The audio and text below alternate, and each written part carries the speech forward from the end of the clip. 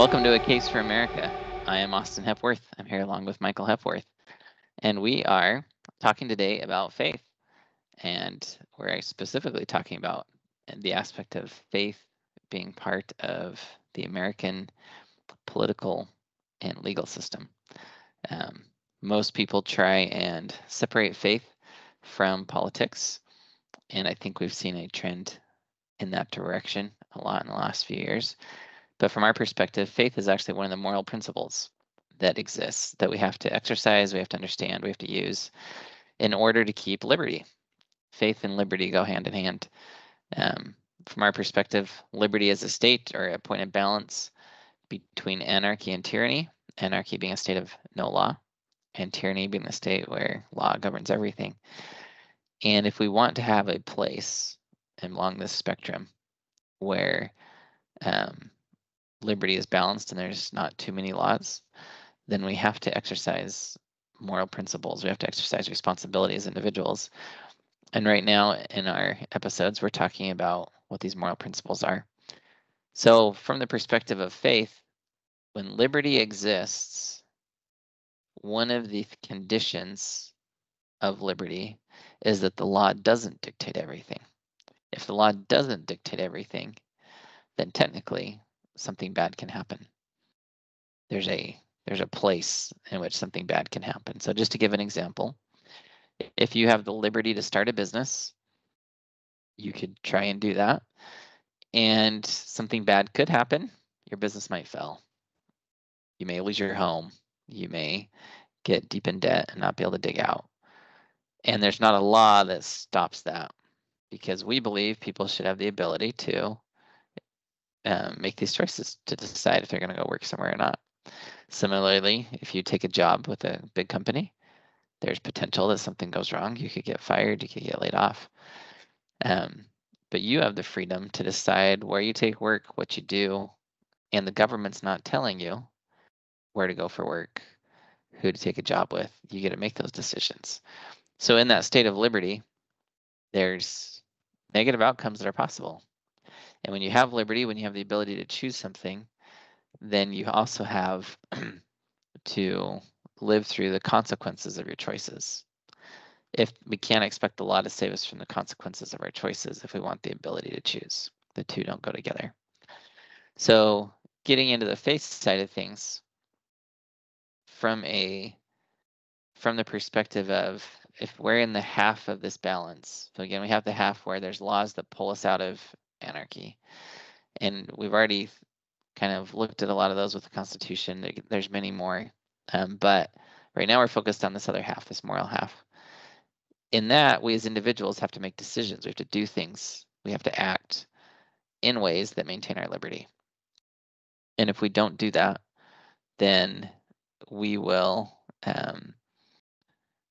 not maintain our liberty if we don't act as necessary and as incumbent upon us as individuals in the nation. So when we're faced with a decision of something we need to do, these decisions, and from a liberty perspective, have potential negative outcomes. They do. Something might go wrong. If you speak out politically, if you stand up for something, maybe your employer won't like it. Maybe your friends won't like it. Maybe your family won't like it. And we have two main principles we can choose to live by. One is a fear-based approach. Fear is there to protect us. Fear is a mindset we embrace to say, ooh, don't touch that rattlesnake, Austin. My body will produce a sensation of fear to keep me from doing that. So fear generally is trying to protect us. But when it tries to protect us, it also keeps us from things that could have a very significant impact or outcome. So if I'm too afraid to start my own business and I never do it, then maybe I forwent millions of dollars. Maybe my business would have done really well if I had dared to risk and try and move forward. So while fear may keep us safe in the moment from things, it can prevent us from achieving some of these bigger outcomes or things. And when we adopt and live by a spirit of fear, we stop progressing. It's there, it keeps us safe, but we just kind of sit there, we don't progress. And progression comes as we take steps, as we move forward, as we work on and try new things, even if it may cause some pain or suffering or something in the short term. But we can also choose to live by faith. And if we choose to live by faith, we're not even necessarily talking a religious faith, as in, we're not saying you have to believe in a God, but you have to believe that you can create something or do something that's never been done before, or that has never been made before. So for example, I look at our political parties and I see a situation where we have Republicans and Democrats, both from my perspective, are on the wrong track as a party. I'm not okay with where they're headed. And when I talk to a lot of people about who they're going to vote for president, people say, well, I need to vote for the lesser of two evils. To me, that's a fear-based approach. We're afraid of something, so we'll make a decision because we're more afraid of this than we are of this. But we're not making a faith-based decision. That's not what we want. That's not what we consider ideal. And to me, if we're able to change our perspective and say, let's live by faith, let's pursue that, then we actually build, we create, we shape, and things can become better. When I live by fear, we don't do things. Or we make decisions that we think aren't necessarily the best, but they're not as bad as other decisions. But if there's two truly evil things that exist, and we choose an evil thing to stop a worse evil, it's only a matter of time before we fully embrace all the evil. And we can't choose evil or bad if we want America to be good. And in our individual lives, the moral code of liberty requires that we live by faith. We make good decisions. We do what's right because it's right. So when I was younger, fresh out of high school, I started working for a church framing crew. And this job was awesome because at the end of each day, I could look back and see new things. I could see this building taking shape as huge buildings. And it was intensely fulfilling to watch the creation process. In our world, though, in anything political, liberty-based, societal-based, we're asked to do good, be good, but we rarely get to see the benefits of it like I did with the churches I was building. And when we can't see the benefits of it immediately, it's a faith-based process. We have to use faith and move forward to work to create something that hasn't been. We can clean up the parties. We can do better. We can maybe even make a better system for voting than just the two-party system, or the way that we've had it. But that takes faith. That takes creation. When there's an issue in society, if we turn to the government to say, solve this for us, we're asking for tyranny. We're asking the government to solve every problem and moving closer to tyranny. If we take on the responsibility to say, we'll go create something, we'll do something, then we're living by faith. And that is something that, to me, is a very important principle to remember, that if we're not willing to take risks and try and create, there will be no way to maintain a state of liberty. The two have to go hand in hand. We have to make decisions. We have to try, and we have to make efforts at that. So Michael, kind of curious, from a faith perspective, what are some ways you would define faith if we're talking about faith today?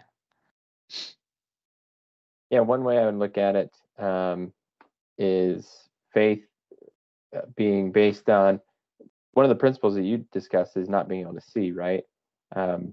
Faith, when we have faith in something, it's typically something we can't see, but it's something that we know can or does exist. There's some kind of truth behind the thing that we have faith in. Jordan Peterson said that faith is the decision to act in courage and trust and to make that a practice.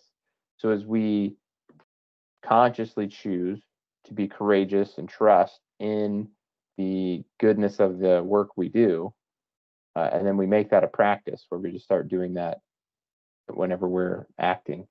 That's kind of a good definition of faith. Faith is a principle of action. In this case, you can understand somebody's faith based on what they're doing. Somebody can say, I believe in a better world, and then do absolutely nothing to bring about that better world. Maybe just sit inside and not talk to anybody. And then you say, how much do you really believe in that? The faith comes in the fact that they believe in a better world. They're actively trying to make it happen. Part of that, again, is the truthfulness behind what you're believing in. There was an author named George MacDonald. He was kind of on one of the early fantasy writers, inspired a lot of C.S. Lewis work. He wrote a book called The Princess and Curdie.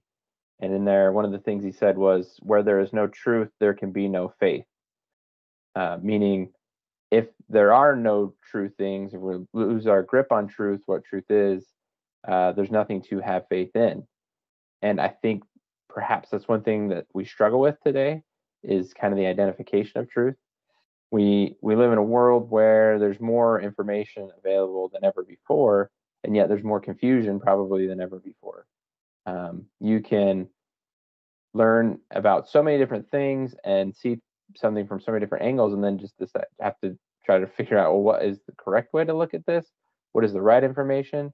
Everybody kind of has an angle, a spin they put on something. I heard something today, a bit of information that kind of refuted something that I had thought I understood for many years, just in regards to some facts of life. And I was like, is that true? Can that be real? I'm doing some research, realized that I think I understood something wrong for the last decade or so. It's really difficult to identify truth when it comes to facts. But I think as we talk about principles, what we're talking about is true principles that can exist, and the fact that people can make things can make good things based on their actions, as you discussed. If we have faith in the good works that we do, then good things come out of that. And that's not based on the scientific information that we can find online, but that's based on the principles that were part of the foundation of this country. If you look at the founding fathers, they had this belief and faith in something that had never really been seen before in this world. They created a style of government that was unprecedented. It was based on a lot of different writings from other places, but the style of government was unprecedented. And they had a faith and belief that something like this could work and could be beneficial to not only this country, but to the world. And today we see the outcome of that. That we live in this incredible country where we get so many freedoms and has been able to enable freedom throughout the world in so many ways. And that's based on the actions of those founding fathers and their faith and belief that they could build something better and bigger than what they had. It wasn't something that they could see. They had to work at it and believe that it could happen. And they put in the effort, and it came about. And so where we can find truth, we can have faith in whatever truth it is that we find. And so one other quote I thought of as I was thinking about faith was, there's another author named Brandon Moll. He wrote a book called Chasing the Prophecy. And in it he said, faith isn't knowledge. Faith is a tool. Faith keeps us going until we get the knowledge. Faith keeps us striving until we reach the consequences of our most important decisions. So we use faith as a tool to get to the point we're trying to reach, whether we're trying to create something, help somebody, whatever the case is. Faith is the tool that leads us to the actualization of whatever it is that we're striving for. So again, where there's no truth, there can be no faith. We need truth in this world, and we need to be able to identify it and understand it so that we can act with faith. And those are some great insights, I think, from a lot of those authors, and a lot of great points. To me, it is really interesting to think about our society, and at least from my experience, we talk about faith, we talk about belief a lot less. We really tried to divorce politics from what we say is religion or personal beliefs. And a lot of people say, hey, you can't impose your personal moral code on me or your religious belief on me. But I go back to, that's what law is. It's the imposition of somebody's moral code. We're making moral decisions and we're putting them into law. And if we try and divorce that, then we're playing a strange game where we're lying to ourselves. And I like what you talk about with, to truly have faith, it needs to be based on truth. Now, we can get hung up and caught in kind of in the cycle of, well, what's true? Because as you pointed out, you'd believed something wrong for 10 years. I've had many similar experiences where I'm pretty sure about something and then find out one day, nope, that's just not the way it is. I had bad information for whatever reason. And it gets, I think, disheartening for people in today's day and age, because if you go to the news, so just a current example, if I will really want to know what's going on in Russia and Ukraine and who's at issue, or even Israel and Gaza, Hamas, these other issues that are raging, I don't know if I can trust the sources. I look at Russia, the US media alleges that the Russian media is changing things and reporting things certain ways. But Russian media alleges the same thing about the US media, that we're reporting things differently. I can't go to Ukraine myself and independently verify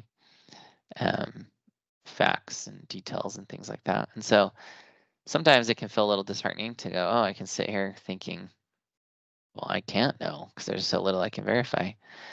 And I have wondered to some extent if we in America have adopted that belief. We've just kind of stopped there and gone, yeah, I can't confirm if the war is going on or who's doing what or who launched what missile. But as I think about that, and I say maybe we're doing that because there does seem to be less faith discussed, exercised, pursued. And maybe, though, that is one reason, because we're becoming disheartened about our ability to find or understand truth. And to me, truth is something that is a conscious, faith-based decision still. So I have to make a faith-based decision at some point about what I believe. Do I believe liberty is a good thing or a bad thing? I have to decide that. Now, I can go read all the evidence I can on why it's a good thing or why it's a bad thing. I can listen to people. But at the end of the day, I'm making a faith-based decision. Is liberty good or bad? Because there's times when people have misused their liberty, and there's other times when people have done amazing things with their liberty. So is it good or bad? And I get to choose what I believe. It's something about faith. And to me, the way to find truth and to live by truth is to just ask yourself the question. So let's say, for example, that if you're asking yourself the question of, can I do anything about the world or not? Can I change its course? You could say, well, what does it look like to live a life where I can't do anything? It's a pretty depressing life. Feel pretty powerless. You're just along for the ride. And to me, I then ask, do I want to live in a world where I can't do anything? Is that a world I want to live in? And I think, no, that's not a world I want to live in. That would be a sad, depressing, dark world if I'm just along for the ride of whatever people do. And granted, there are people that have to some extent or another experienced things like that, where they're just at someone else's mercy. But the flip side of the question then becomes, but what if I could do something? And how do I know? How do I know which one's true? Can I do anything? Can I not? Well, the way to exercise faith is to make a decision about what you believe. What's going to create the best world? Truth will create the best world. So look at things that are good, that are true, and say, is it possible that this could happen? If so, I want to believe it. And then we start to act on it. We start to do it.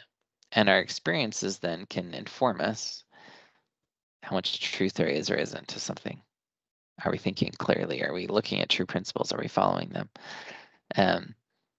But we have to try it. And we might be wrong.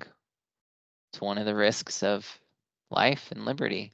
We don't have someone to tell us all the truth. No matter how much we want the scientists to tell us all the truth, scientists prove themselves wrong all the time. And it still amazes me how few people point that out. that they always say, oh, I believe in science. Well, you can certainly do that. I'm not necessarily trying to mock that. It's just the point I'm trying to make is if you believe in science, you believe in something that's consistently changing. It changes often. But we get to decide, well, what kind of life do I want? Do I want a life where darkness wins, where evil prevails, country falls apart? The liberty experiment didn't work. And I think I don't want that life. I want to leave in a country for my kids. I want a place to be. And so I look with a sense of hope. I say, I hope that good's more powerful than evil. I hope that something can be done. And I start to act on that. I start to experiment. Do my actions mean anything? Do my actions mean anything? And when I start to experiment and approach it honestly, this is where faith comes in again. I start to realize that when I try, I pick something to say, I'm going to choose to believe in this. I'm going to choose to believe that my actions matter. And then I take a step and do something and find out, wow, I just got involved and something good happened. And you go, wow, that's interesting. And so to me, truth is something that it's a step-by-step process. We choose what to believe. We then experiment and act on it. But we have to look at it honestly. I can choose to say, well, can I do anything good in the world? And I walk outside and say hi to a neighbor and they just stare at me and get in their car. And I go, oh, nope, can't do anything. Well, it's not an honest attempt. And we have to be honest with ourselves in our attempts as we exercise faith. Faith isn't something that works the first time. So many businesses in America have failed. So many. So many people have lost their homes. But overall, America is doing, from an economic perspective, better than ever. Businesses have succeeded. And oftentimes the people that fail 5, 6, 7 times, they keep believing and they learn from it and they try again. Learn from it, try again until they're successful. And so, but it's a process of faith. There's nothing that guarantees you success. You choose what you believe and how you believe it. But if we're willing to embrace that mindset to say, it's okay. It's okay if I spend a little money or a little time or a lot of money or a lot of time and something doesn't work out. It's wise to have plans in place. It's wise not to overdo it or over leverage ourselves. But we can take steps. We can try a piece and circle back and see how it went. Try a piece and we can continue to shape what we believe, how we believe it, what we're pursuing. But if we become intentional about it, to say, I'm not content just sitting here doing nothing. I want to contribute to something. I think that most people that go down that path start to realize there's truth to the fact that we can change and impact the world. And that's something that I think the founders knew very well. They believed in us. That's why they left us a government, because they believed we would impact it. We would make a case for what's good, for what's right. We would vote based on faith, not fear. We'd work to create things. We'd work to solve problems. We wouldn't ask the government to do everything for us. These are all principles there. And so to me, we can return to that more by talking about faith more, talking about things we believe in, things we're pursuing and hope for, and really dive into those principles, really get a sense for, well, what is true, what isn't. And then as we learn true principles, our faith becomes stronger because we can know better what to hope for and expect, and then we can work for those. We can kind of start to drill in on what's possible, what can be done. And we can really start to shape our world around us through some intentional faith-based living. Michael, do you have any thoughts or comments on that? I like how you talked about faith and science together, and typically we don't want to put those two together. But when you begin with a scientific process, you're putting your faith in the fact that you may be able to comprehend something, and that thing is comprehensible, and that thing will continue to function in the same way going forward. So if you want to understand a process, you might apply a scientific principle to it and say, let's observe it. Let's see if we can measure it. Let's create a hypothesis about why we believe it's doing what it's doing.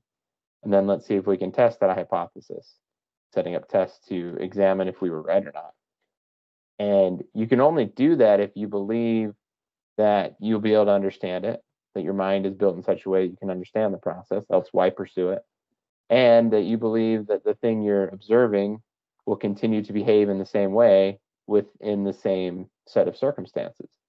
If gravity just one day decided to not function the way it's functioned for as long as we've understood it, it would call into question everything we think we know. But we believe that once we've observed something and tested it with hypothesis, that we can understand it.